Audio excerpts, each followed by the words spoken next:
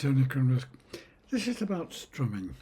For me, there are, I think, basically two aspects to learning how to strum effectively. Firstly, the technical part, which can be taught, and secondly, the feeling for rhythm, which can't. But you can develop it. As a child, I made myself a little drum kit out of assorted cardboard boxes and tin cans and so on. And I played along with the music I heard on the radio, the wireless, as it was then called. That, I think, helped to develop a sense of rhythm, which is crucial.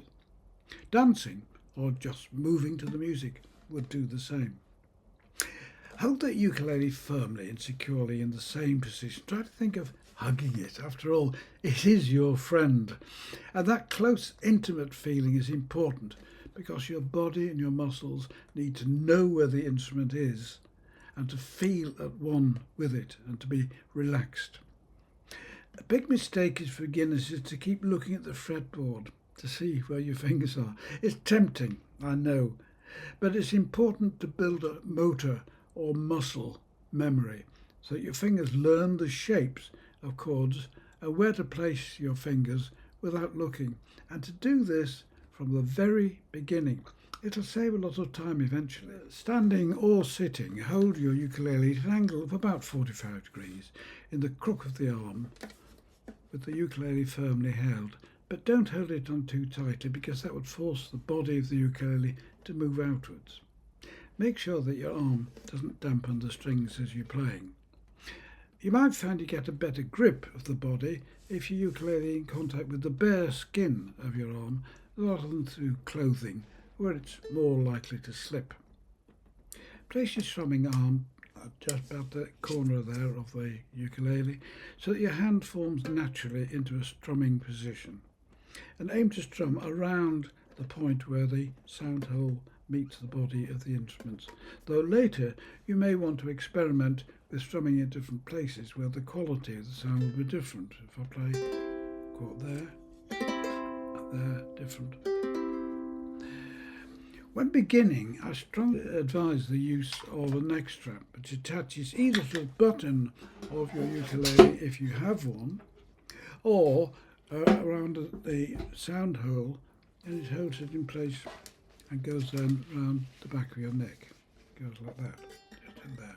Keep the body of the ukulele upright and hold the left hand well forward so that the fingers press as near as possibly vertically to the strings. I know it's not always possible, but get as close as you can because that's the most efficient way. And notice that you can't do that if you look at the fretboard. As for strumming, my preferred way is to keep the hand as relaxed as possible and control the strum at the wrist, not the arms. Make sure you make contact with all four strings, unless of course you only want to play three strings. Three strings can make some chords like B flat or E much easier to play. See my video on that. You can play strumming strokes downwards or upwards, and I suggest three ways of playing a downstroke. One with the soft part of the thumb. This is especially useful if you're singing at the same time. It's easy, it's relaxed, and it's not too loud. Secondly, with the nail of your index finger, which is a bit lighter, but can result in the eventual loss of the fingernail.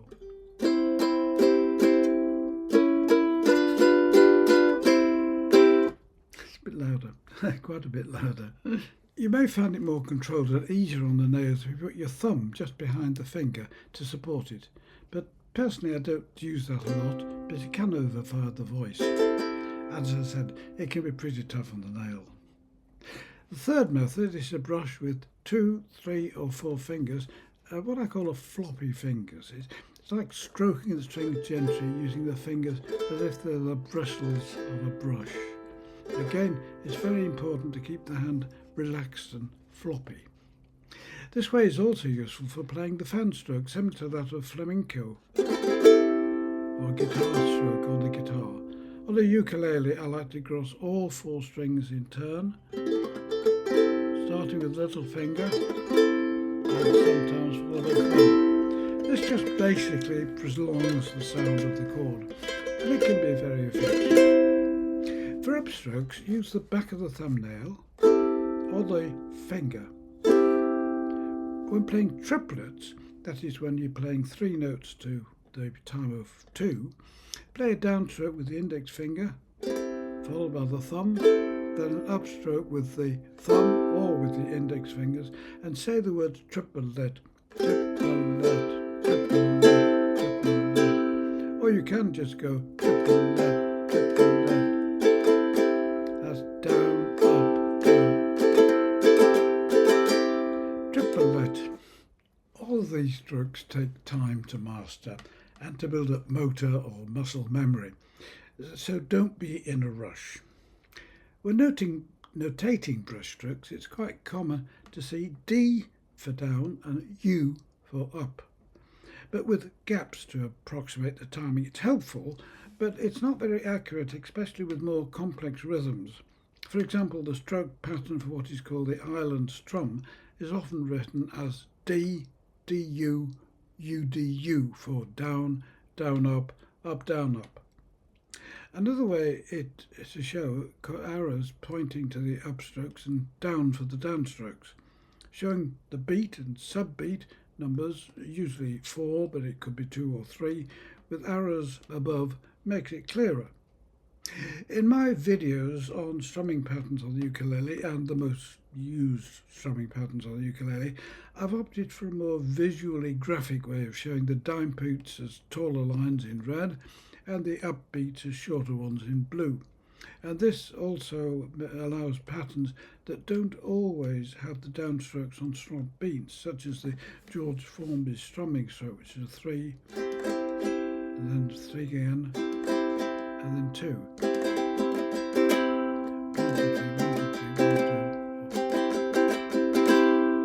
Instead of strumming, many people prefer to use a plectrum, like this is made of plastic. You can play individual notes much more clearly.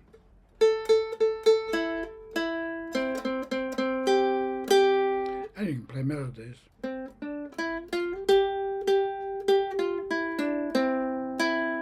And chords, up or downwards. You can also use a thumb pick much similar to that, or all ones go on the fingers. For strumming, they're very useful to have a fairly floppy felt plectrum. It makes a nice sound, but you can also use harder ones as well. I use this particularly for people with arthritic problems in the fingers. See my video on an easier way to play the ukulele. Strumming and singing at the same time presents a problem for some people.